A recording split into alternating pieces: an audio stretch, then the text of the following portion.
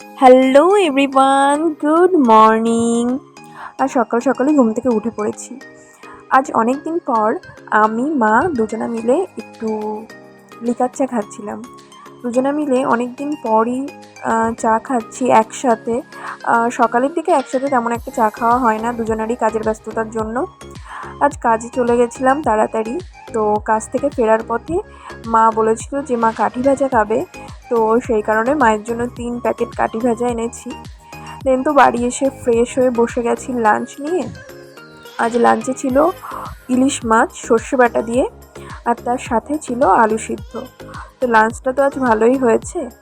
বিকেলের দিকে খেয়েছি দুধ চা, আর সাথেই বৃষ্টি অনুভব করছি। তো এই বৃষ্টি টাইমটা না বেশ ভালোই কাটে, ভালো লাগে। আমি বৃষ্টি বেশ পছন্দ করি, বেশ ঠান্ডা ঠান্ডা ওয়েদারও থাকে। বাট সকলের জন্য বৃষ্টি একদমই ভালো নয়। কেন বলছি, কারণ আমাদের এখানে না চারিদিকে প্রচুর জল জমে গেছিলো। যাদের নিচু বাড়ি তারা প্রচণ্ড সাফার করেছে এই বৃষ্টিতে।